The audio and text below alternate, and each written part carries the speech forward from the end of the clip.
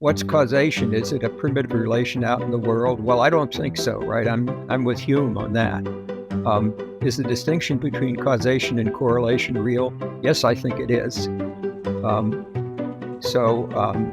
Should we, when we deliberate about our actions, should we deliberate about cause and effect?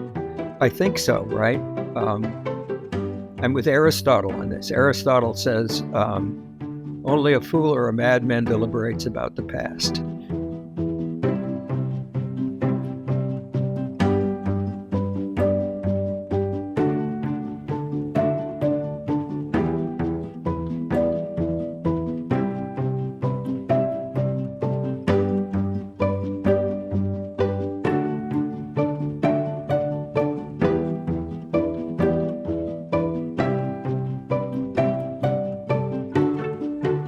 Welcome everyone to today's interview, where I'm very pleased to welcome Professor Brian Skyrms.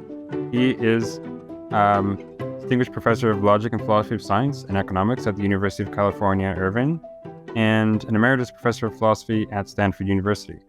His work has focused on science, causation, decision theory, game theory, foundations of probability, and other related topics. His books include The Evolution of the Social Contract, Signals, Evolution, Learning, and Information, The Dynamics of Rational Deliberation, The Pursuit of Happiness, Philosophical and Psychological Foundations of Utility, and several others, which I won't name for now. He also has numerous published articles on these topics. Feel free to add anything, but with that, welcome and thanks so much for being here, Professor Skyrms. Okay. The only thing is, it's Irvine. Yes. Not Irving. Oh, I meant to say Irvine. Fair enough. Yeah. Yeah, fair enough. Irvine. Yeah. Good. Yeah. Named after the Irvine Ranch, where it was where the land was given to the university. Right. Fair enough.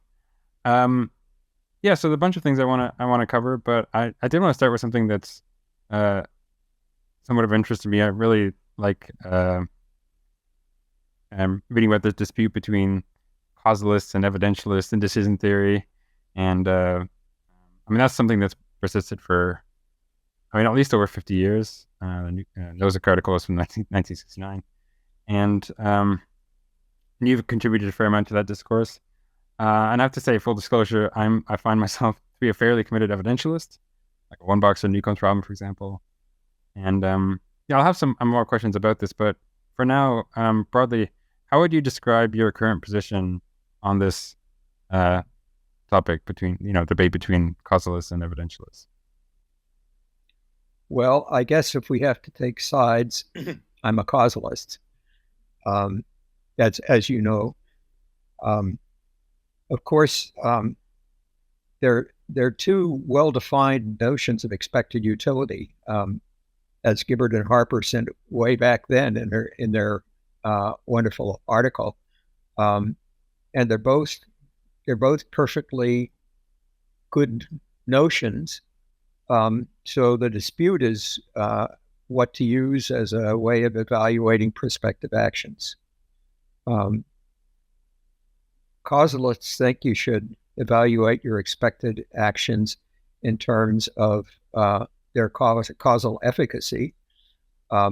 And evidentialists say you should evaluate them in terms of what Savage and Dick Jeffrey called a news value.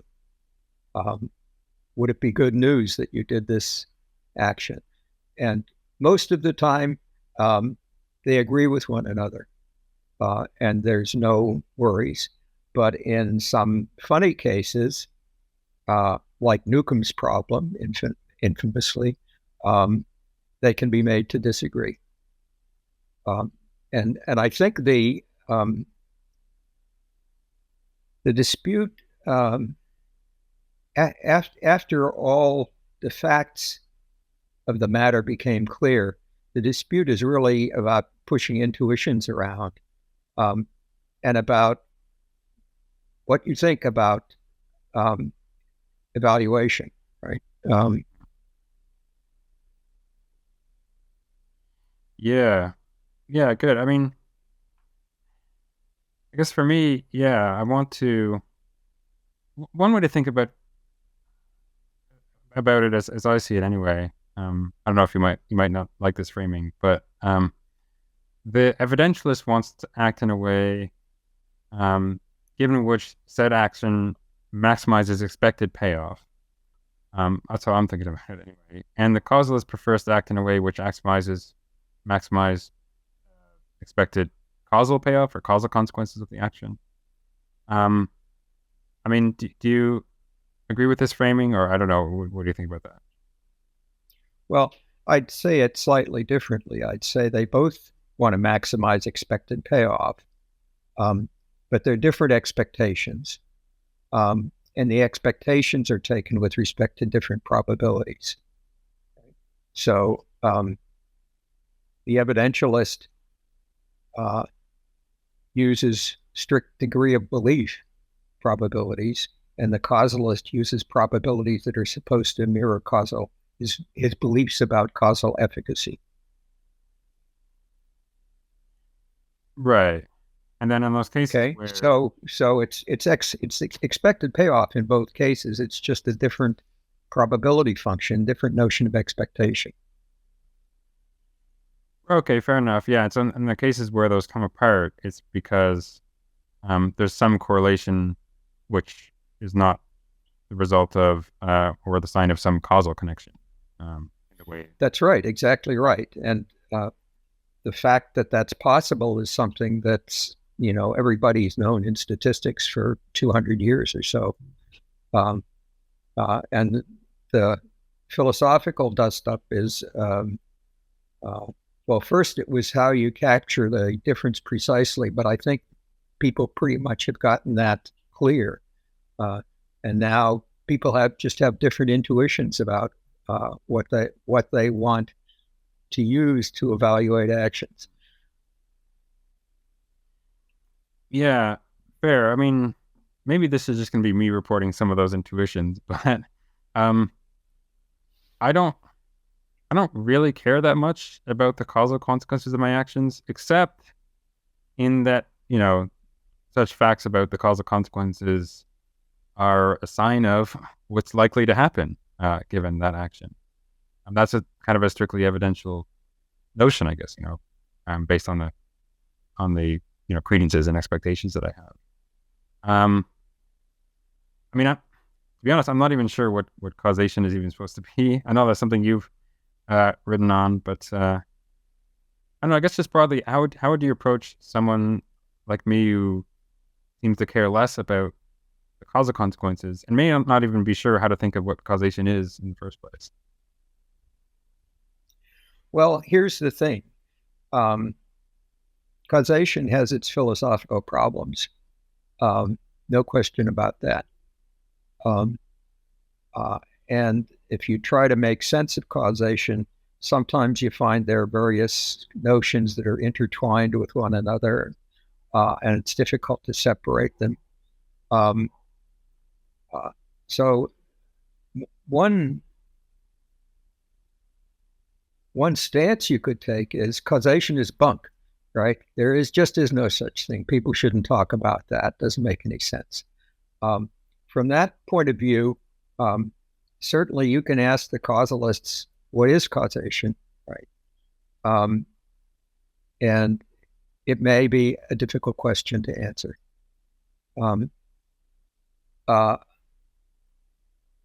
Slightly more, and I think some people who are evidentialists are really motivated for looking at things from this standpoint.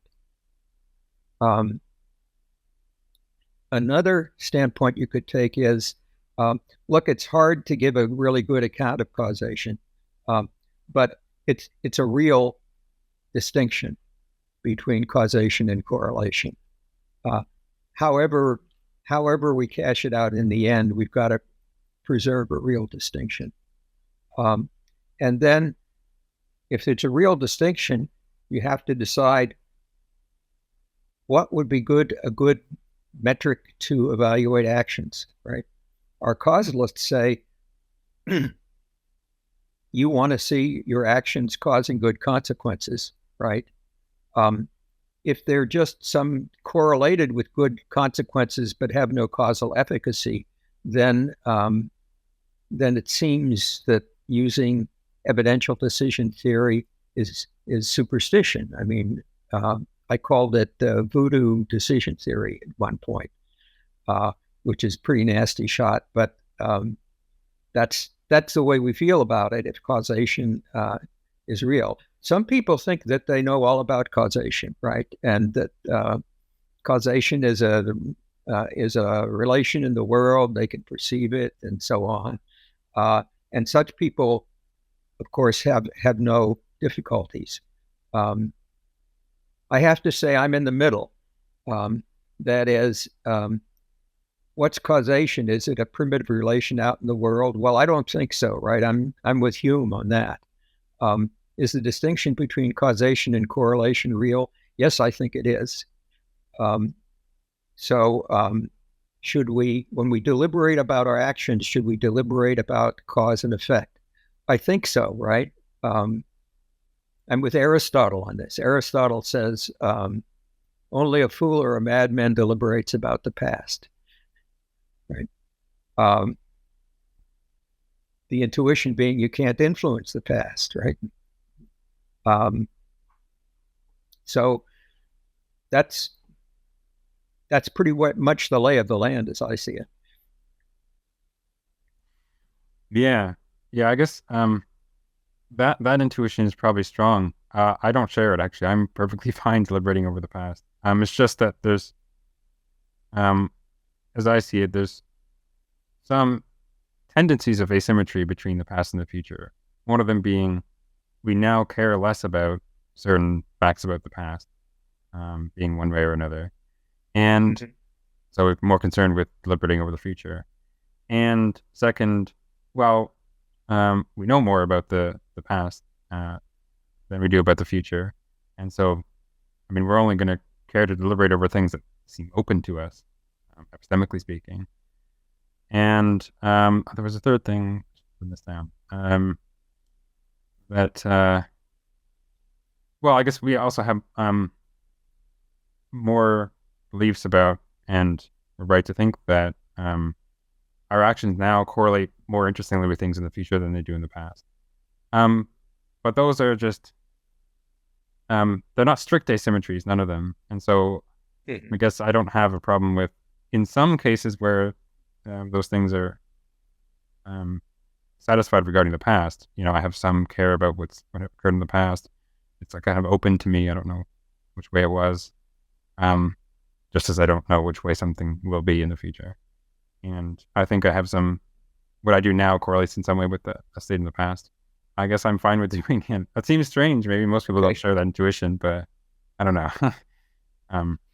I struggle to find a more. Well, I think you're probably have the same intuitions as Arif Ahmed. And I've had some discussions with a bunch of people that he was in over the internet and so on. So I understand that position, perfectly self-consistent position. Right? So I don't have any knockdown, drag out arguments against it. But then I don't think there are any knockdown, drag out arguments against the causalist position either. Right. Yeah, fair enough. I mean, that's something that when I talked with J. Dimitri Gallo, he said something similar. It's like, yeah, in a way, the evidentialist position might be consistent, but his intuitions run starkly contrary to it.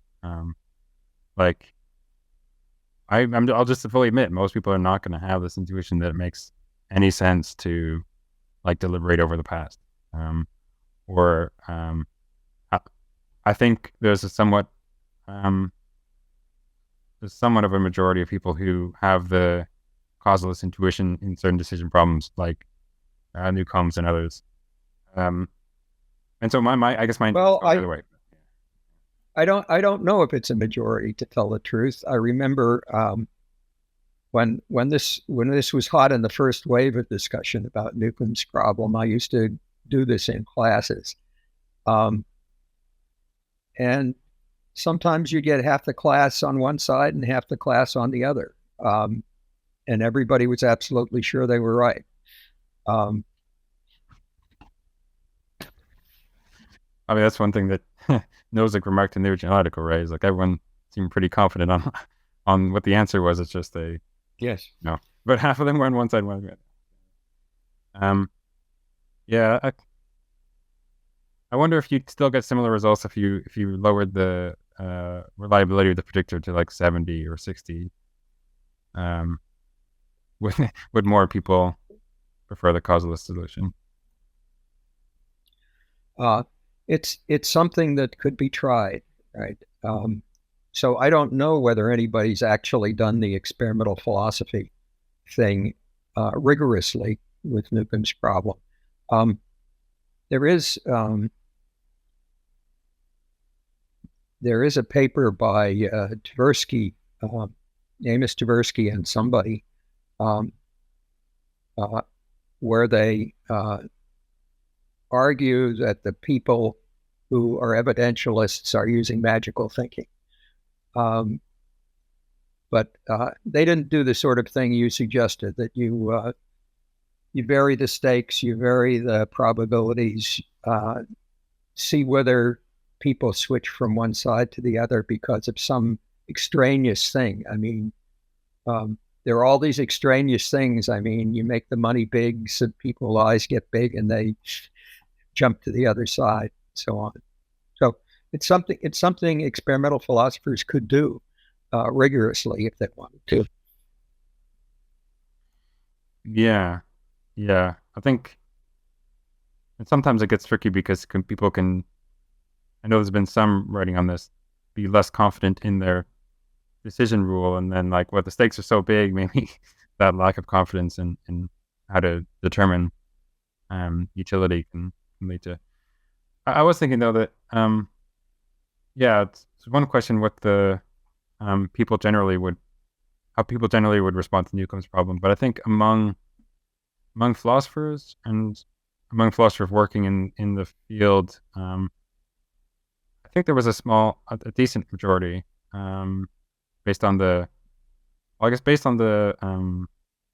Phil Papers survey, and then also just, I don't know, just looking at what's getting published. I mean, looks like there's more people publishing as causalists on this topic nowadays, but I don't know, that's my feeling. Well, I must say that at the end of the first wave, we causalists figured we'd won the debate, right? And that almost everybody was a causalist except for a few stragglers who had funny views, like who could cause the past.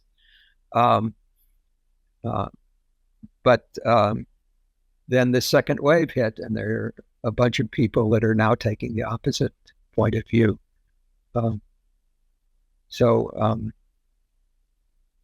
I was surprised.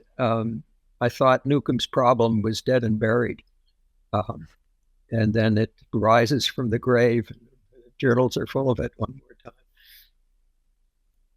Yeah, I almost feel if it weren't for Arif Ahmed, it would be like would be much more silent than it was. Than it is. I think you're right, because he's a very smart guy, and his arguments for evidential decision theory are, I think, a cut above anything else that we've seen. Fair enough. I did want to say one more thing on this Newcomb problem decision theory stuff, and then we can go on to some of your other stuff, especially more recent stuff, because one thing that I'm thinking about, when something that sometimes comes up regarding this is like, why ain't you rich? The causalist is not getting riches. They tend not to get riches anyway, whereas the evidentialist tends to. And the normal response is, David Lewis and others, well, there weren't riches to be had when we made our choice. The boxes had been set, and we did the best with what we had. We couldn't have made more given what was selected for us. And the general idea make sense to me. I don't want to say that whether you get rich is like a sure sign of rationality or irrationality. You know, irrationality can be rewarded. Rationality can be punished, unknown to you. Maybe there's nothing you can do about it. But what doesn't make sense to me is that you can be in a situation where you can predict that if you act rationally, you'll be sort of punished. You'll like not get riches. Where you can predict if you act irrationally, you will get riches. That just, I don't know, maybe this is just to repeat the evidentialist intuition. But for me, thinking about rational action, that doesn't really make sense to me. I'm going to do predictably worse if I act rationally. That doesn't seem to make sense. I don't know. I don't know. What do you think about that? Well, it's certainly a funny quirk of the problem.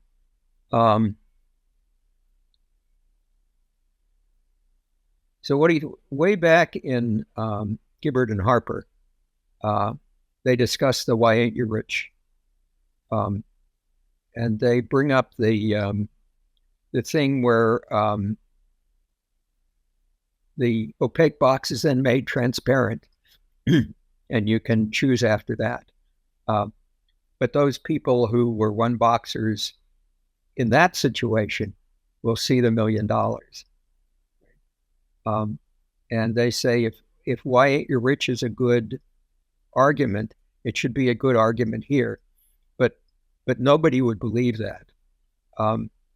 Now, in the meantime, there are people in the AI community who say, no, that's right. The rational thing to do is to take one box in that situation, even if you know what's there. What do you think about that? You would say your argument cuts against that.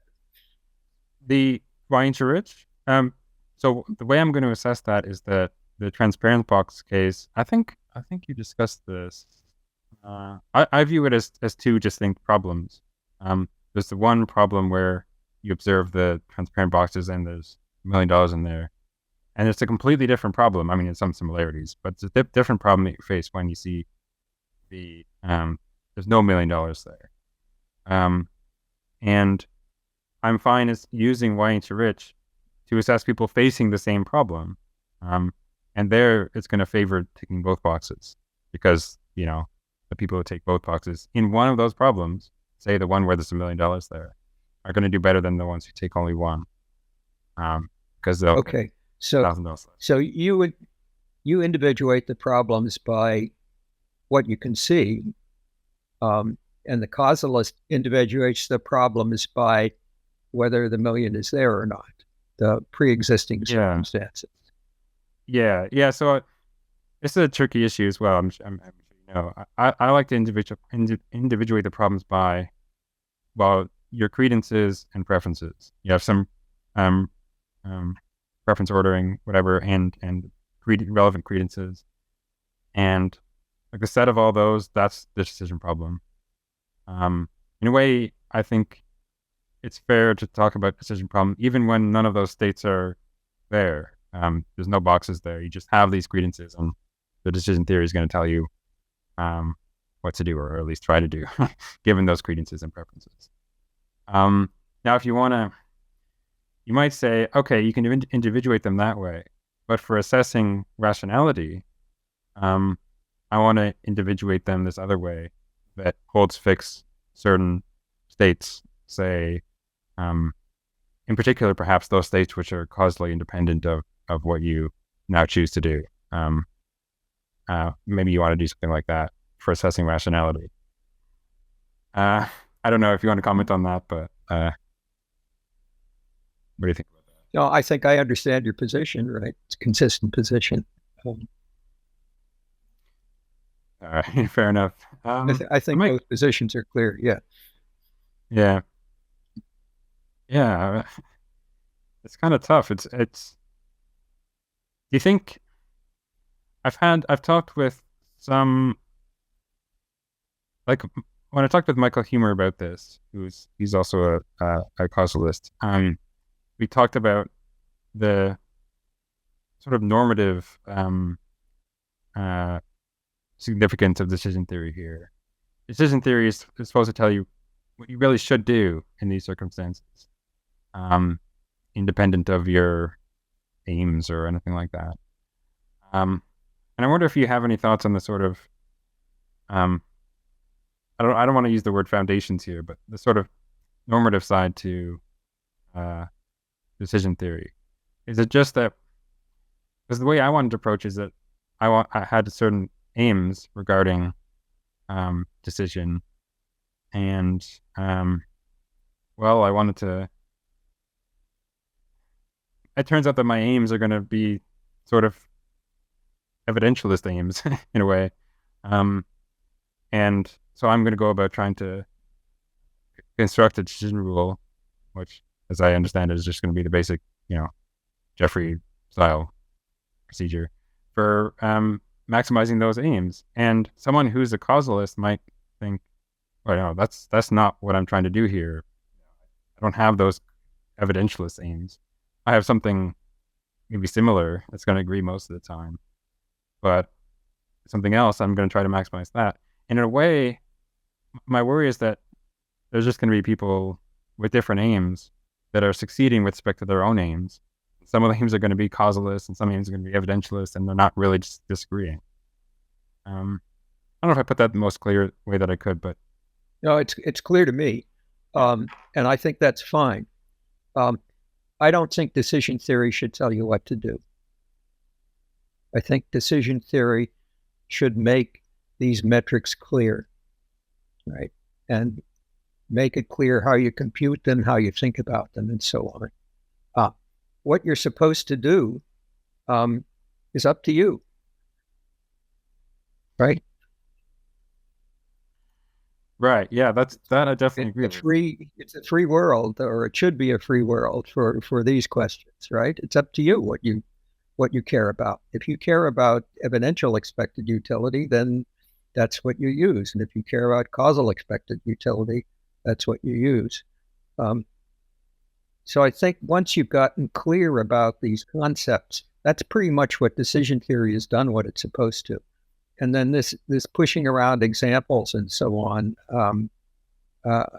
doesn't really get you very far. Right, fair enough. So, like, you wouldn't sign off on Michael Humer, for example, thought that, well, aside from being a moral realist, he thinks that there are objective norms of rationality, of and of practical action, and there's just some fact of the matter how you should act in these situations. And he sees the decision theory in part as trying to figure out what those correct norms are. That's not something you'd sign off on, or? No, I'm on the other. I'm in the other church. These facts of the matter. I mean, where are they? You've gotten clear about what the two theories are. Where do you find these facts? I say, well, what about this case? Wouldn't you agree? And then somebody else doesn't agree, and they say, what do you say? Oh, well, there's a fact there. They just can't see it. There's something wrong with them. They can't see fact. Something. Yeah, no, that's fair. I'm definitely on the same page there. Yeah, so we might come back to some related stuff, but I want to move on to a few other things. Okay. Yeah. Well, actually, this is a related thing, but not specifically a just about decision theory. Yeah, one thing that's of course important to a lot of thought on decision theory but broader issues in philosophy is subjunctive conditionals, and that's something you've written a lot on. I'm talking about, for the audience here, conditions of form. Had it been that P, would it have been that Q? or had it been the key, then it would have been. Had it been the P, then it would have been the Q. Something like that. And yeah, and you've written a lot about this. I'm just for now, I guess briefly, do you want to just describe what some of your current thinking is on the matter of subjunctive conditions? Well, there's this whole bunch of notions that go in a kind of a circle, right? That conditionals of a certain kind, causation, necessity of some kind, and so on.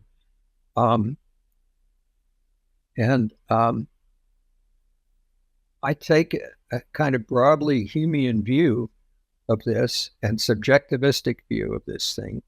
So you've got degrees of belief, and you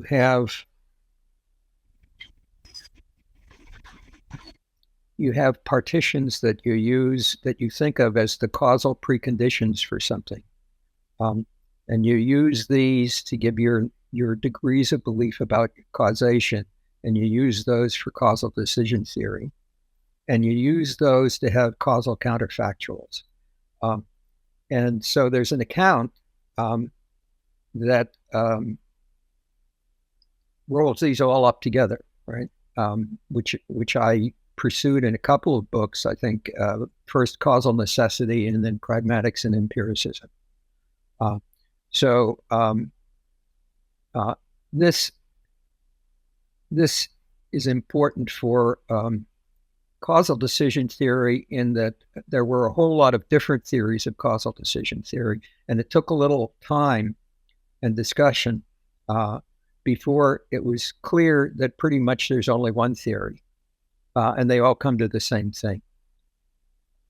So there's the version that uses subjunctive conditionals that's due to Stalnaker, and developed. Stalnaker actually proposed it in a letter to David Lewis a long time ago, and then it was developed by Alan Gibbard and Bill Harper in a wonderful article, Counterfactuals and Two Kinds of Expected Utility. And it substitutes the probability of a counterfactual for what would be a conditional probability in the Jeffrey setup. Now, if you do counterfactuals the way I do, then it turns out that under some regularity conditions, the Stalnaker theory of counterfactuals is the same as my theory of counterfactuals when you've got deterministic partitions. So they're the same theory. And the Stalnaker causal decision theory, Stalnaker, Gibbard, Harper causal decision theory is the same as my causal decision theory. So this is all done without writing cause and effect explicitly in your decision theory, as if they were objective facts about the world that you have degrees of belief about. You act as if you have degrees of belief, causal degrees of belief, according to this account. Now I know we don't have hours and hours and hours, but that's the way it goes. So there is such an account, and I think everybody agreed, right, that David Lewis and Stalnaker and Gibbard and Harper and me and Jim Joyce and everybody that these, when all the dust settles, it's pretty much the same theory. Yeah, good. Yeah, I think I see how that goes. I always had concerns with the kind of Lewis-Stalnaker view. It seemed, I don't know, the way they had this checklist at one point, it seemed kind of gerrymandered to me, and how you're assessing. You want to? Oh, you mean Lewis's? Lewis's article about what's the closest possible world, where he tries to give Yeah, big miracles and small miracles and so on. right, exactly. I I agree with you. I think that was a mistake, right? That's sort of playing with the tar baby. Nothing really works. Stalnaker, on the other hand, didn't try to do that. I mean, for Stalnaker, look, it's just an ordering. I won't tell you what ordering to use because I'm just talking about the logic of counterfactuals. I'm not going to tell you what counterfactuals are true. So for what Stalnaker was talking about, he got things exactly right, and he didn't venture into these treacherous waters that Lewis did. Once you start giving this list of things and saying, well, closer means such and such, yeah, it's pretty tough.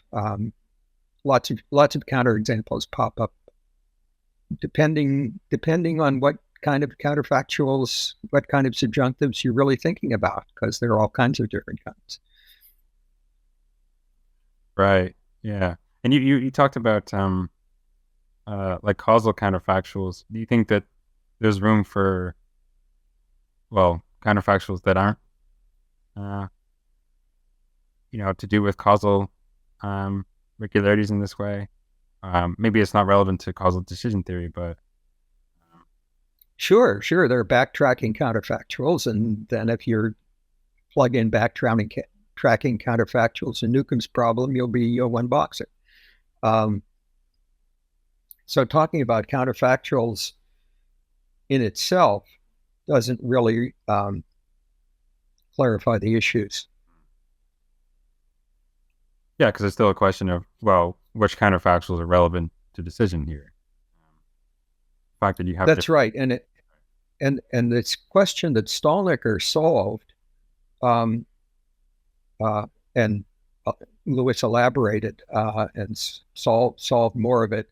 It's a question of the logic of counterfactuals, but as I said, that doesn't cut any way in Newcomb's problem.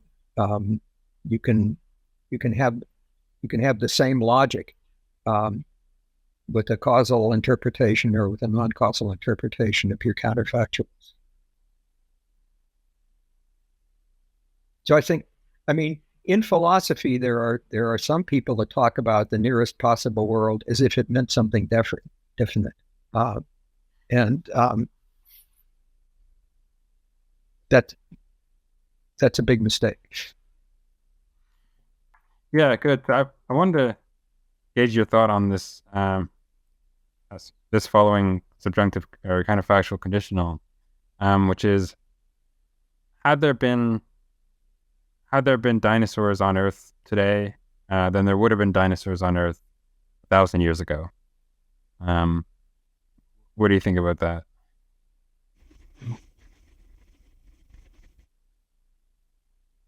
Could be true. Yeah, I don't know. It feels like the question sort of invites backtracking reading. Like, yeah, sure, it does. I want to imagine a world where there was dinosaurs the whole time. You know what I mean? But then you could also say, well, if we're approaching it in a non-backtracking way, we'd say, I don't know, maybe they propped up very recently in a lab or something. I don't know. Yeah. And it could really get unclear of how to understand that. I don't know, I guess. Well, I mean, so if you don't have your similarity ordering clear, right? And counterfactuals, I mean, they're different kind of counterfactuals, and yeah, so it isn't as if there's a clear fact of that. Oh, there's something I'd like to say that I forgot to say earlier, and that was in terms of decision theory and subjunctive conditionals. Decision theory, you've got a bunch of actions, right? A partition of possible actions, and you want to say which one you're going to do. You don't use a lot of the logic of counterfactuals there. nest things and move them and put them together with truth functions and all of that sort of stuff. So the problem that Stalnaker solved really isn't of essence at all in decision theory, right? You're just interested in counterfactuals for a certain fixed partition, and you can deal that with it without a whole lot of logic, but you need some sort of interpretation of what the conditionals really mean, and that's a different problem, and that's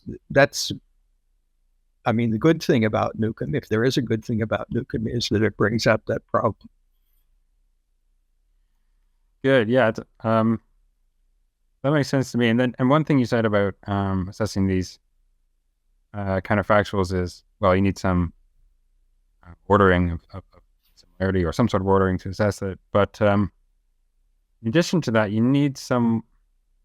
I mean, this is a concern for me. What the space of possibilities consists of, like the possible worlds, that to me can be a bit unclear. So, people normally talk about, there's all the metaphysically possible worlds, but that's not super clear to me. Like, what's included in that exactly? What does it mean to be a metaphysically possible world? The way the world could be? Is it some primitive notion? I don't know. What you share my good question. Yeah, good question. You to have a space of possibilities, you need some kind of a framework. And that usually assumes something about physical laws or about something. I mean,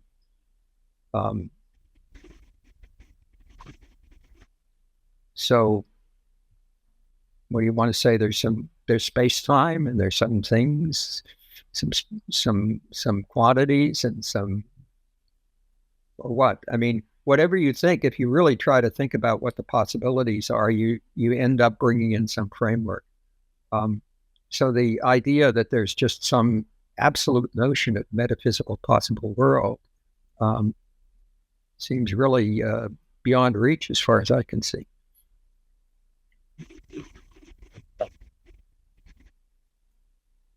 Yeah, good.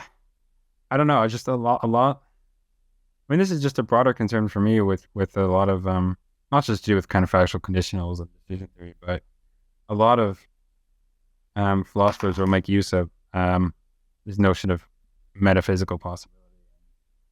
I mean, I sometimes get lost. I can imagine some candidate ways to make that more precise, but a lot of them will just say, now it's just sort of primitive notion, not much more to say about it. And that, I don't know, maybe I'm just missing something, but I don't know what to do with that. I guess you share that to some extent. Good, sure, I share that. A lot of people attack the logical positivists, but good thing about them was they wouldn't stand for this sort of stuff. Most of them, right? You can't say, oh, basic metaphysical notions, I've got my intuitions, it's got to be like this, and so on. They thought there wasn't anything to such talk.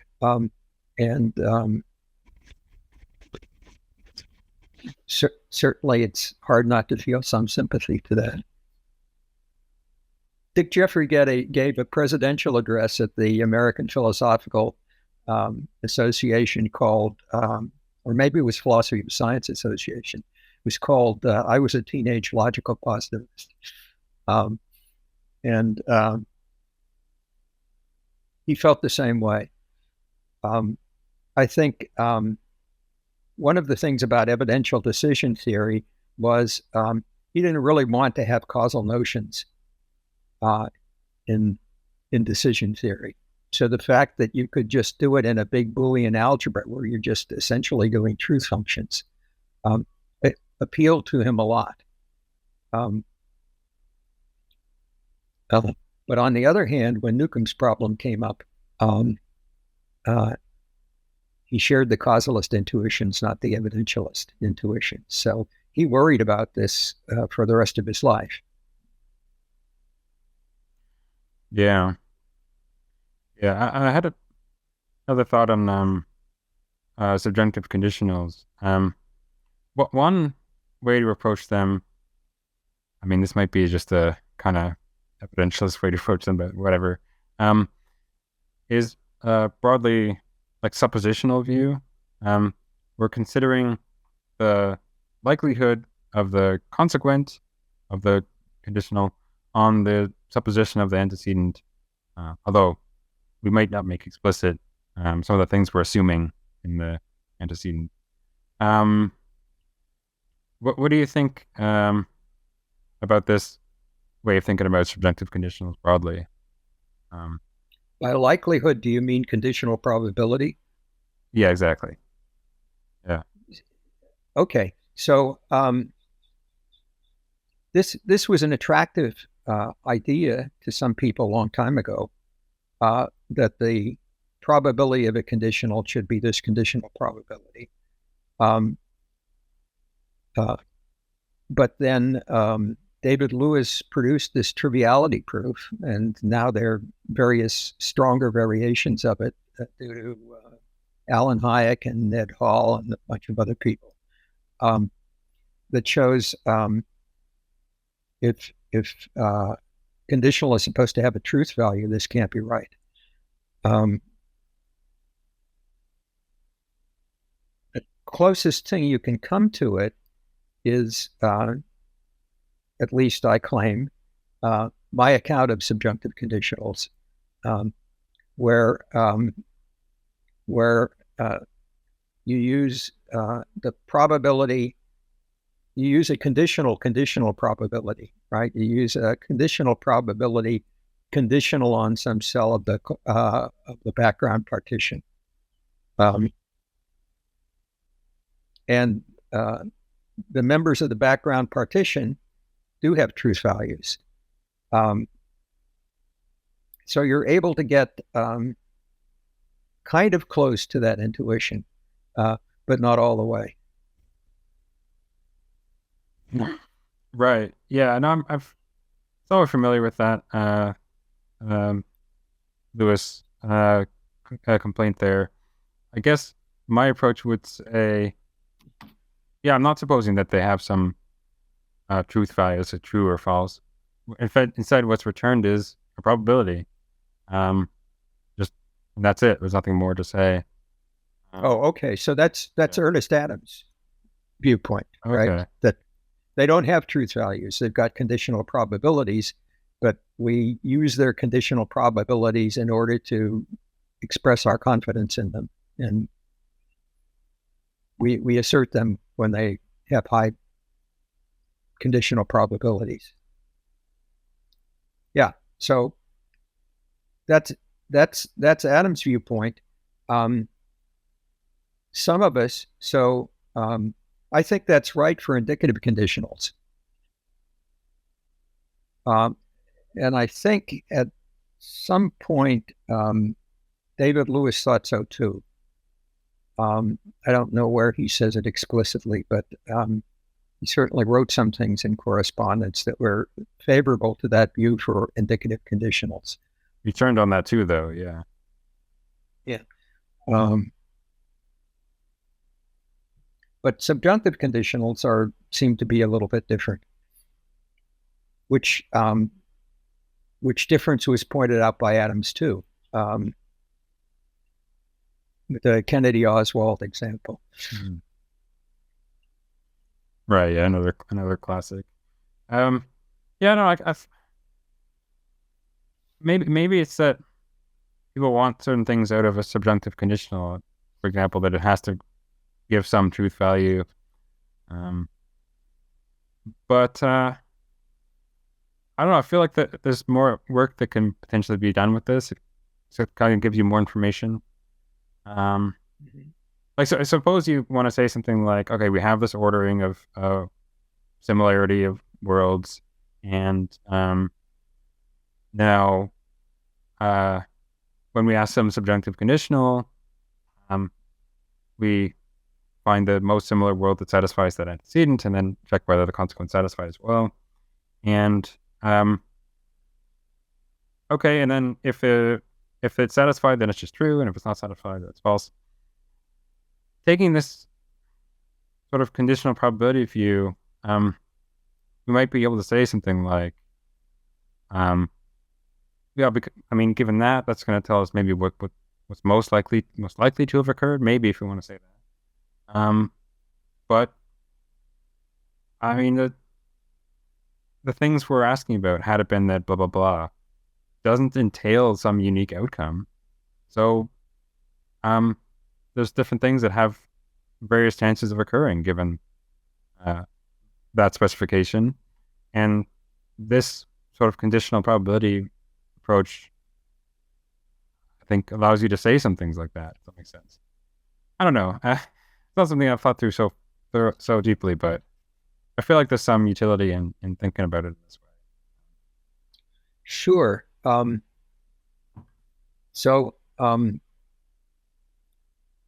Conditionals that we think about in this way certainly aren't always deterministic.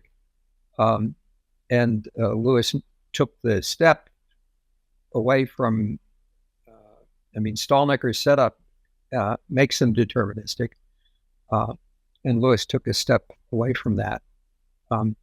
But you might also want to say,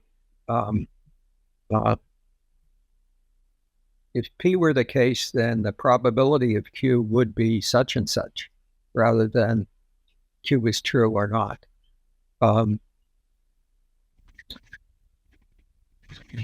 As more advertisement, let me say I can say that those things in the Bayesian theory of counterfactuals that I have in pragmatics and empiricism.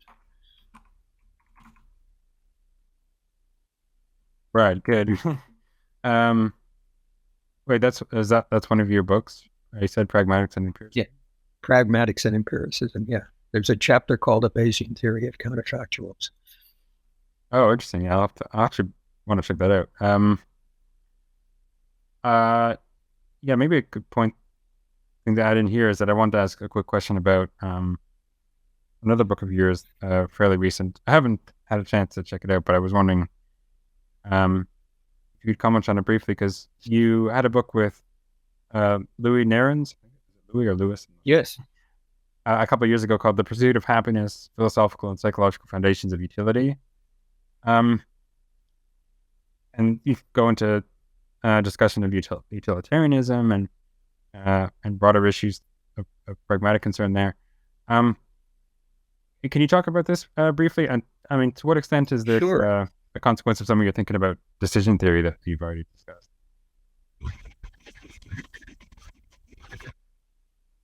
Well, this book,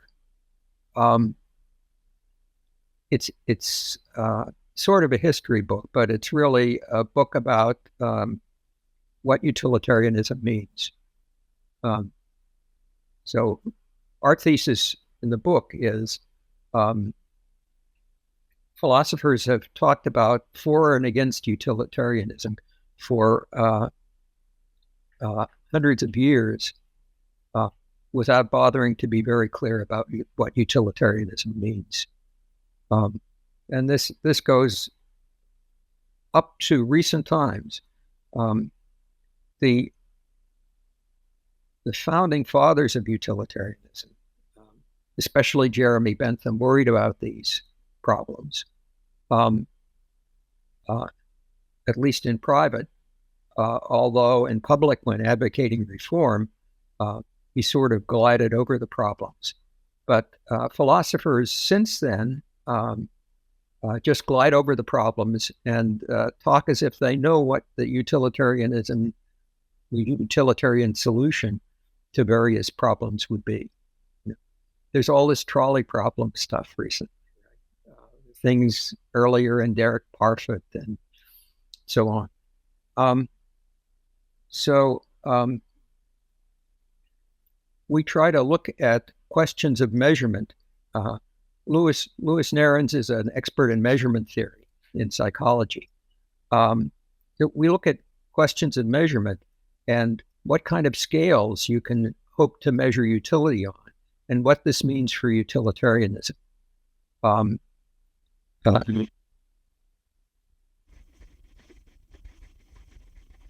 Some people talk as if you could measure utility just like counting beans in a jar. You just get a number and you add them up, you average them, and so on. It all makes perfect sense. This is a sort of measurement that's even stronger than what we get in physics for mass and temperature and so on. Most of these physical quantities are measured on what's called a ratio scale. Economists found out how to measure utility. First, they thought it was just an ordering. Then von Neumann and Morgenstern found out how to measure utility on an interval scale, which is a little stronger, which makes sense of some things, but not other things. And we've got some suggestions about how we can measure it a little stronger on a ratio scale, like some of the things in physics.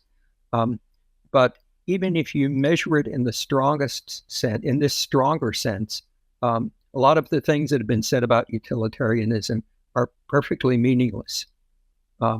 This includes a lot of Parfit's famous supposed counterexamples that just get repeated by philosophers without them stopping to think about what they mean. So that's our story. We start with Bentham. We go through the development of utility theory from very skeptical in economics to less skeptical and so on to what we can do now. We talk a little bit about whether fMRIs, looking in the brain and so on, is going to help and so on. And we decide that it doesn't make things any better. So in the end, we think that for certain restricted settings, certain kinds of utilitarian comparisons do make sense.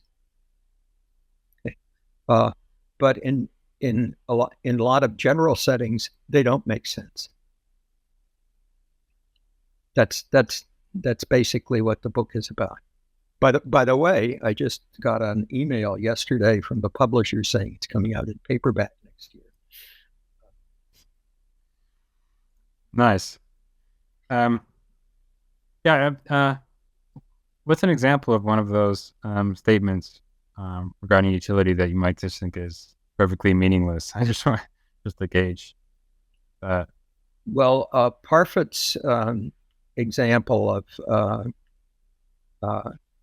how you would prefer a world with 1 million people whose lives were barely worth living to a world with a few people who are terribly happy. If you look at the very strongest notion of utility measurement that we can make sense of, that's meaningless. And that means if you look at the facts underlying the utility scales for the various individuals, those facts support rescalings just as well as the original scalings, which give you opposite conclusions. Yeah. I've always found it kind of strange to think that, I don't know, there's these this well-defined notion or measure of utils, and you can just add those up. That one scenario with the 1 million people, lives barely worth living, that has, I don't know, maybe 125 utils. I don't know. I've always found that kind of silly. I mean, it might be okay if you're really appropriately modeling something numerically in that way, but what are you modeling exactly? What are utils? I don't know. But is that something? Yeah. So that's right. But this stuff gets taught in ethics courses as if it's a knock-down, drag-out argument. I was going to ask if you ultimately think that, well, something like utilitarianism is worth saving, or what's your stance on that? Well, let me say two things. One thing is, if you go back to the history of utilitarianism, it did a lot of good, right? It led to enormous social reform in England. End of slavery. Women get the right to vote. Lots of things, right? Lots of liberal social reforms have utilitarian underpinnings. So there's something on the face of it that's attractive to investigate. On the other hand, I would say that just informally, well, let me put it this way. Utilitarianism that we can make sense of at the end of the book tends to be pretty restricted. Certain kinds of comparisons, most plausibly implemented in small groups, not in the whole universe, can make sense, right? With fixed numbers of people and so on, can make sense. In that sort of setting, it's not a bad theory, right? Try to make yourself happy. Try to make other people around you in your group happy. It's not a bad informal rule. Okay. What it means more specifically is something that you have to set up the model precisely and say what you've got and say what can be meaningfully said. Yeah, good. It's like maybe in those other cases where things are a bit messier, maybe you don't have a fixed population, it might be very difficult to, maybe even not that effective to try to model it super precisely, you know.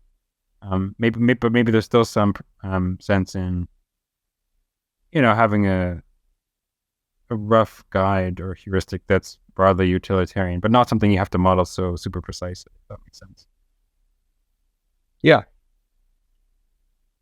That sounds plausible to me. One of the guys, one of the economists who was a skeptic about measuring utility, Robbins, said at one point, it's always, so he's a skeptic, right? But he says, it's always seemed to me that as a first approximation to an ethical theory, utilitarianism is pretty good. I think that's a reasonable thing to say. Yeah, fair enough. And then another thing you said in passing there concerned modeling preferences like as intervals or on intervals. What do you think about modeling preferences and potentially credences that are kind of vague or fuzzy? Do you think there's, someone might think that doesn't really make a lot of sense, but supposing it does make sense, you think there's much of a way to analyze that or model that sort of thing? It's a thing to do. Some things have been done. So for utility theory, I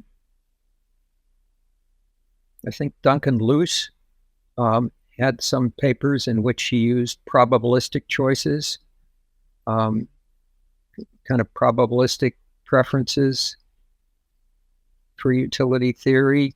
On the other hand, you're talking about modeling imprecise probabilities. There's been a lot more done on that. So they're interval valued probabilities. They're probabilities as sets of probability, degrees of belief in sets of probability measures. Sometimes these sets are made to be closed under averaging, so-called convex sets. Isaac Levi has a lot of work on this.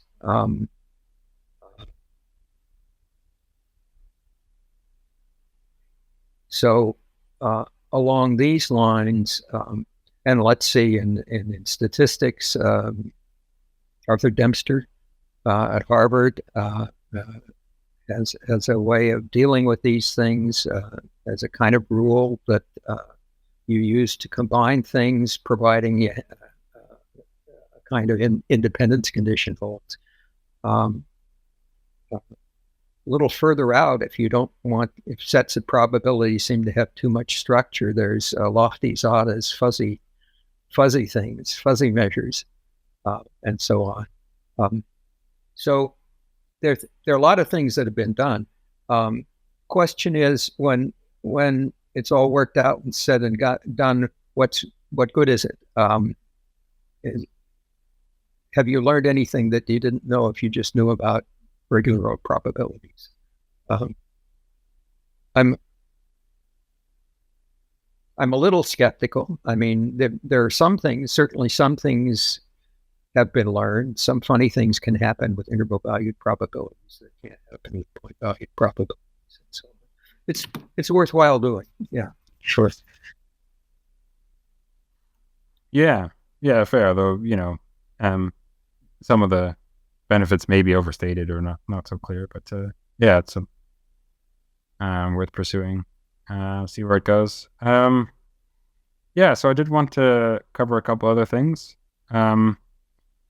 You have worked a fair amount on signaling and information, and stuff related to that as well. And one of your papers that I read, maybe you've covered this elsewhere, you argue that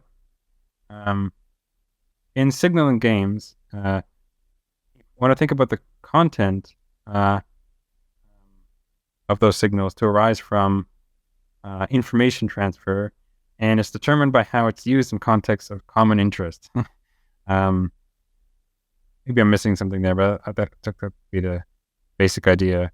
Do you mind sort of expanding on this and what that involves? Sure.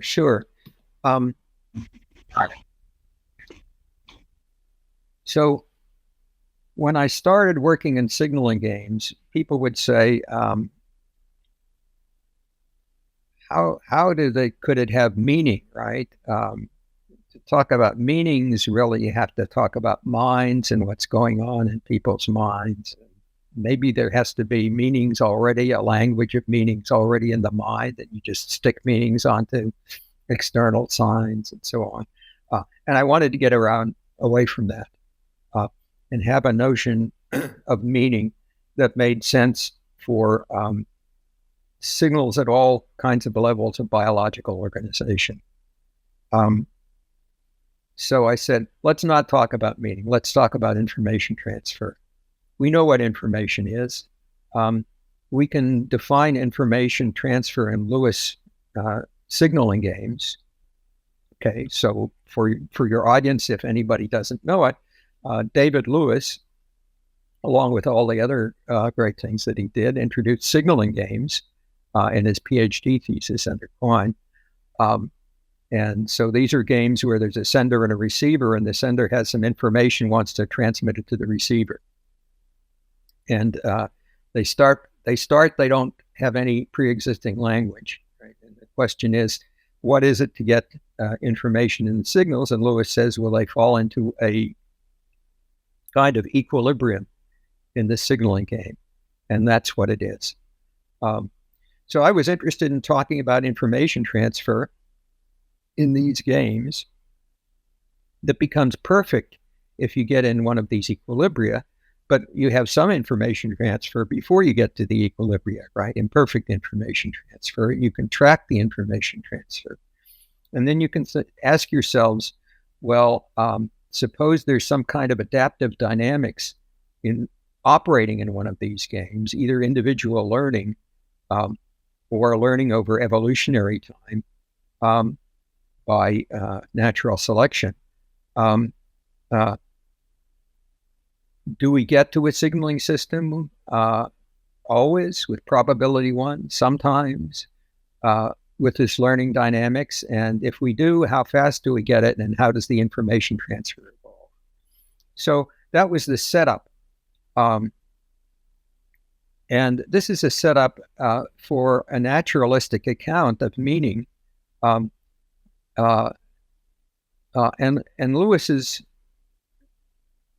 Lewis's signaling games that I dealt with were games of common interest. Okay, although we know there are signaling games where there are interests that are not common, and there can be deception and so on. But square one was looking at common interest games. Then people say, look, there's a problem with these naturalistic accounts of information because they can't make sense of deception. A signal just transmits the information that it transmits, right? And deception is something that doesn't make any sense. It just means what it means. It means here I am, and my correlations with other things are what they are. So that clearly won't do as an account of human language, and probably not as an account of animal signaling either, if you look deeply into the animal signaling literature. Right? There is deception. So we want to say, okay, when you've thought about information transfer and so on, what do we mean by deception? So naturalists like me say, well, first the information transfer, and then somehow some meaning crystallizes out when you're in an equilibrium or close to an equilibrium. And then if you use the signal as if it had that meaning when it's inappropriate, that could be either a mistake or deception, right? And then go on and give an analysis of that. So how does crystallizing out work? That's a question. And I think the paper that you read, was it Propositional Content and Signals? Was that the paper that you read? It was, yes, Propositional Content and Signals. Yeah. Okay. So there was a special issue of this journal that was organized by Jonathan Birch, and he wrote an important paper on propositional content and signals. And Peter Godfrey Smith had a slightly different approach, and he wrote a paper about it. And then Jeff Barrett and I had another approach, right? And we wrote a paper about it. And that paper was, all of those papers are together in this journal. They basically agree that somehow what gives you the propositional content in a signal is how it's used in common interest cases. Exactly, spelling that out exactly differs in the details of these three approaches. But they're there, and there's a lot of commonality. So if somebody has thought about this and said, "Oh, naturalism doesn't work," you have to have propositional content, and that only works if you have a language of thought and so on along those lines. Then they owe it to themselves at least to read these various approaches and see what they think about it. Yeah, very good. I very much like this sort of approach. I mean, um, um, definitely seems like a plausible candidate uh, account. I do like one thing that seems fairly obvious to me is that whatever's going on in our kind of complex signaling games, communication, and so on, it's something which is not unique to us, and it should be, um, well, present elsewhere in other animals to varying degrees. Maybe not in precisely the capacity and complexity that we have, but I guess maybe this is just a naturalist bias, is that it shouldn't be some whole completely new sui generis faculty that we have that has no kind of prior evolutionary development or degree of implementation elsewhere in the animal kingdom and elsewhere perhaps. And something like this, just kind of giving this informational account with signals and so on, seems to be a step forward in that. I don't know if you share that kind of broad picture. Sure, we're on the same page. Yeah, we're on the same page there. Yeah. Of course, you say this about signaling games. How much do you think this can tell us about maybe semantics broadly, even aside of signaling games? Like, what about the person who's, your Robinson Crusoe? Maybe he's alone on an island, but develops a sort of language. Would that be possible? And could this sort of topic make sense of that? This sort of thinking about signaling games make sense of that? Would that be Sure, it could. It could.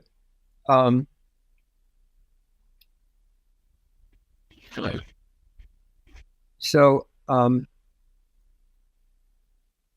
signaling games, so you might say, well, how can you have a signaling game? There's only one player. It's not a game, right? There's just one player interacting with nature, and so on. But rather than that being something against it, it's actually something in favor, because now you ask, well, how do we start with this and end up with games, right? After all, other individuals are just part of nature too, right? And somehow we're interacting with them. So it would be best to have an account that started out with individuals reacting to signs in the environment, and how that can develop into games, which can develop into signaling games. Jeff Barrett and I have a paper called Self-Assembling Games in BJPS, and we have an account where things like cue reading in animals can somehow develop first as interaction with nature, and then somehow become amplified and become signaling games.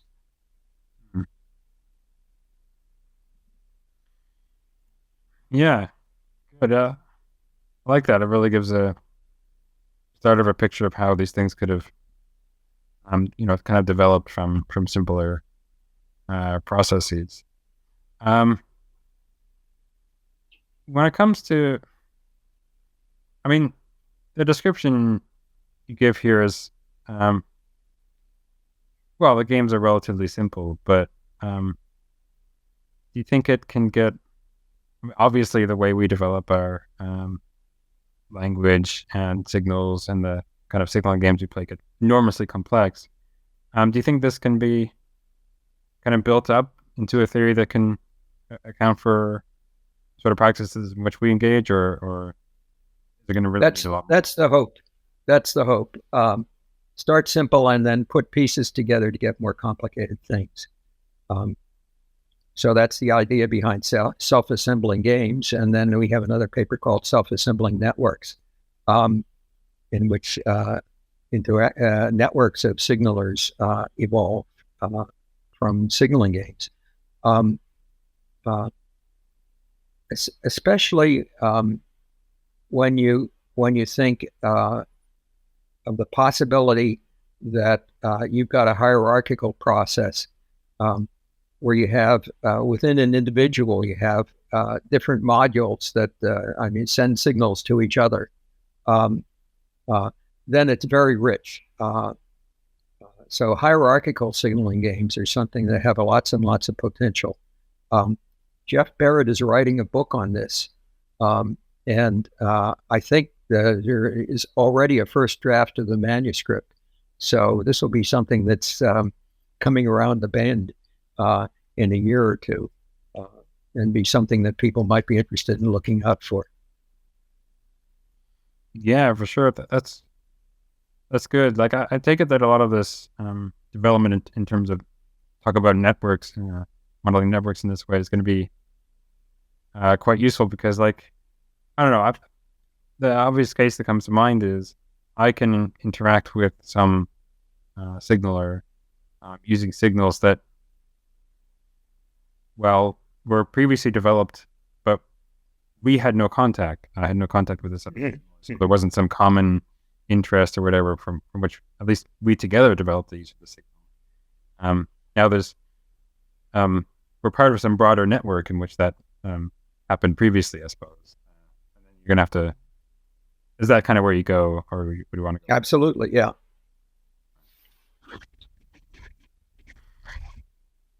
Yeah, another paper of yours that I read, a little bit off of a different topic than the stuff we discussed so far, concerned skepticism and like grades of skepticism. I think that article was called. Oh yeah. Yeah, grades of inductive skepticism. So, and in there, well, I mean, the central idea I took it from that was that, some of the most like radical forms of skepticism and inductive skepticism, they may not have these kind of non-skeptical entailments, may not be able to infer certain inductive conclusions. Other less extreme forms of skepticism, well, you might think they don't permit inductive inferences or very many inductive inferences, actually do, because they're committed to things from which you can draw those consequences. Is that the kind of right way to put it? I don't know. Do you want to mind elaborating briefly on that? No, that's absolutely right. The complete skeptic, right? Often in epistemology courses, right? The guy who's supposed to be answered is a complete skeptic. How do you answer the complete skeptic? Well, you can't. I mean, trying to think up the right answer for the complete skeptic is a fool's game. But they're partial skeptics. They're skeptics about some things, but not other things. And you can say, well, what are they not skeptical about? And how can we use that to give some inductive inferences? And results are sometimes surprising.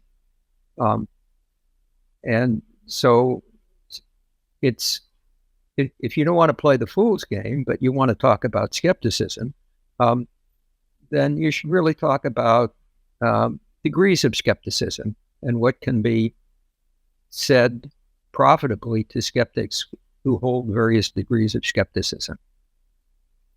I think that there are lots of answers that have been given in Bayesian statistics.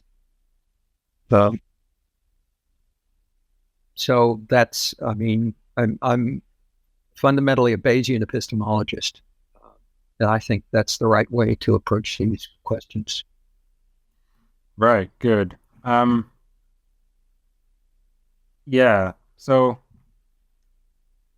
the sort of skeptics that would be relevant here, the not super extreme ones, they'd have to sign on to certain assumptions about priors. Although I think, if I recall, you show how certain conclusions might draw both from kind of skeptical or uniform priors and certain dogmatic priors. Of course, the skeptic that you're talking to has to grant something like that. Maybe certain principles of probability and Bayesianism and logic, but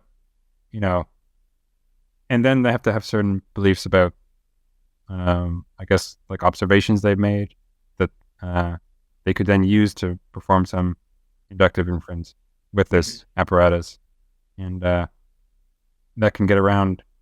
Well, if we're granting all that, get around some inductive worries like you mean stuff. That's the basic idea. That's okay.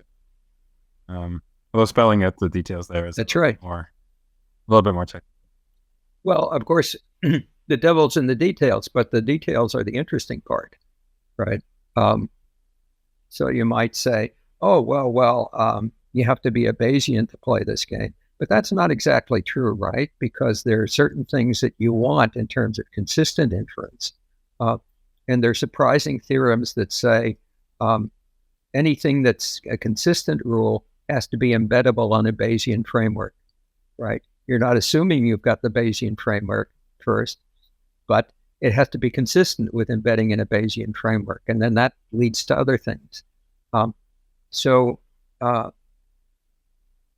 Without going into a whole lot of details, it's not that you have to swallow the whole Bayesian framework hook, line, and sinker in order to think about these things in this way. Right. Good. Some people might have the worry that, how exactly does this, without getting too much detail, how would we get around certain inductive skeptical concerns here? Because after all, how are we going to decide between, say, the hypothesis which says the future generally is like the past, and one which says the future for some time will be like the past and then different? How would that? How would some of the stuff here we might be saying to this, this sort of skeptic get around that? Help us decide between those two. I don't know. Isn't this just like the problem? Well, sorry, go ahead. Yeah. So you're giving us a problem. Yeah. Of course, saying the future is like the past. Philosophers have said this for a long time, right? But this isn't really saying anything precise. What does it mean that the future is going to be like the past? Well, you have to say the respects in which the future is like the past to give that any content at all. And that was Nelson Goodman's big point in Fact, Fiction, and Forecast, right? With the GRU paradox, or it's not a paradox really, with the GRU example, right? If you don't say in what respects you think the future is like the past, you're not saying anything, because it's always like the past in some respects, right? So your function that is constant for all time and then wildly changes tomorrow, right? Has a future that's like the past, and that this function describes it perfectly well. The future is always like the past in some respects. There's a point that was actually made a long time ago by Bertrand Russell. Okay. So let's suppose we fix some particular thing that we're talking about, and say, here's a hypothesis that I don't know, heating water at 1 atmosphere above a certain degree causes the water to boil, and it's as far as we know, it's been true in the past, right? And we think it'll be true in the future. And another hypothesis is that won't boil at all ever, no matter how hot you heat it tomorrow.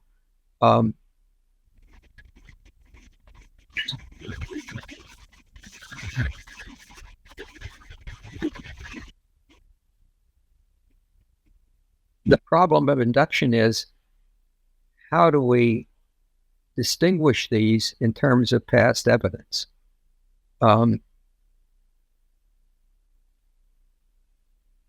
Well, in terms of past evidence about water boiling, we can't distinguish them because the problem was set up in such a way to say that you can't distinguish them. To distinguish them, we might say things, well, about physics and chemistry and so on that seem well confirmed from the past. But now the skeptic, if he's a thoroughgoing skeptic, will say, oh, yes, but those almost might be different tomorrow, too. Now you push this far enough so that the skeptic is a complete skeptic, right? So that the future is just another piece of film spliced onto the piece of film that we saw so far. And it's an entirely different movie. Then how do you answer that skeptic? Well, you can't, right? Now you pushed it to the complete skeptic that's unanswerable.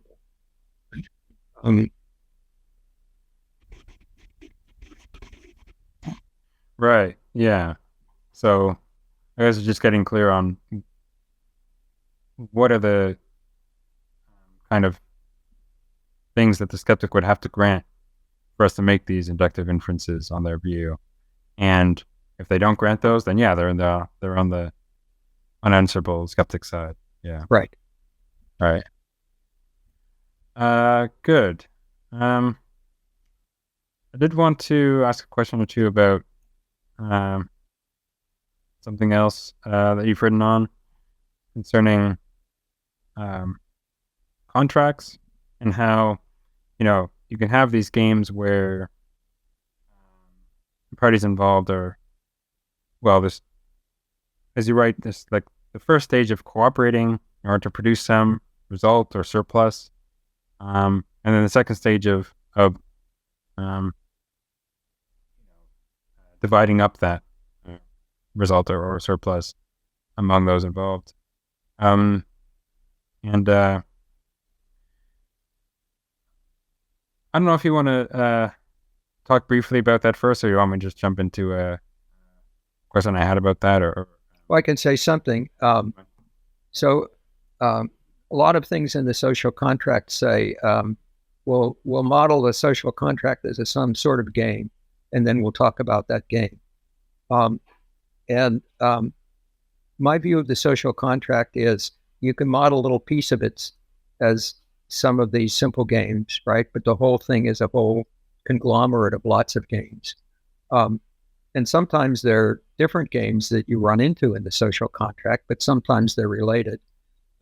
So this little example that you talk about is what's gotten by taking the stag hunt game and gluing it onto a bargaining game. And the stag hunt game is a very, very simple example about how you have to cooperate to produce a social good. Although there's some risk to cooperating. And once you cooperate and produce the good, then there's a question of how to divide the good, and that's the bargaining game. And it turns out that if you put the two games together, you get a rather different picture than if you look at each game separately. Right. And something you draw from this is that what's important in what's kind of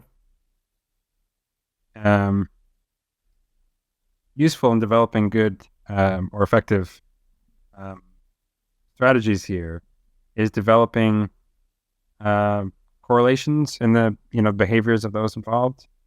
And one way to enable the development of such correlations is by certain signals that you might develop and other interactions and so on. I was wondering though, is that if you have the correlations already, either because, I don't know, they're just similar sort of creatures, similar dispositions. I mean, could that be enough? I guess I'm wondering about, like, if we could apply this to like a one-shot prisoner's dilemma. Would I mean, if we have the correlations, and we're like confident that we have the correlations, why not do the cooperative Okay. action? We're back to causal versus evidential decision theory, aren't we? So you're referring to the point that I make in a paper called Darwin Meets the Logic of Decision. And it's also a chapter in my book on evolution of the social contract. And the point there is in evolution, if you tend to meet people that are like you, that makes things very different from rational choice game theory. And what predicts things correctly for evolution when you have these correlations is Jeffrey decision theory, not causal decision theory, because it's over evolutionary time, and so on. Now, some people, evidential decision theorists like you, say, suppose you're doing doing decisions like prisoner's dilemma with a twin, and you think the twin and you are going to do pretty much the same thing, but you're not sure what you're going to do. Then you do Jeffrey decision theory and say, oh, I'll cooperate, even though no matter what the other guy does, it's better for me not to cooperate, right? So we're like back in a Newcomb kind of situation. And we causal decision theorists say, no, if whatever he does, if you can't influence what he does, and it's only a correlation, then causal considerations should tell you not to cooperate. Yeah, so that's the same thing all over again.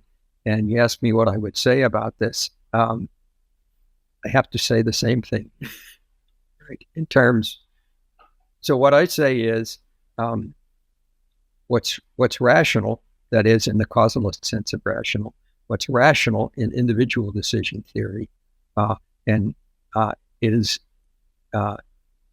incorrect in correlated evolutionary contexts, and what's a fallacy in rational choice decision theory, that is, evidential decision theory, is in fact correct for predicting what happens in correlated evolutionary contexts, like kin selection, right? Like the things that William Hamilton talked about, inclusive fitness, kin selections. Right. Okay. Fair enough. I'm not gonna. Don't want to go back to that and push that. Yeah. So we'd say the same things over. Yeah. Fair enough. But then when it comes to, well, a sequence of interactions where there's a possibility of developing signals, then it comes to, let's develop these correlations. And that's going to be that's going to enable effective cooperation in these cases. Yeah, so signaling is really essential for a general notion of cooperation. Absolutely. Good. Let's see.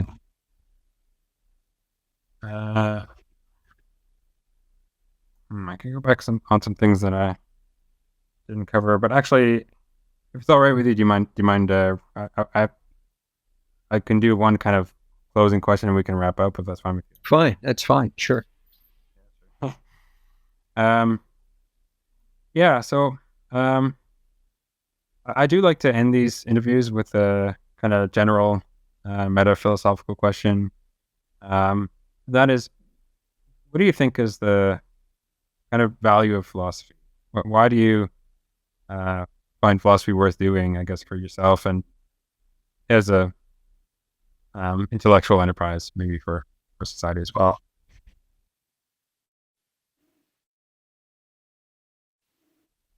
I won't try to sell it. I like doing it myself.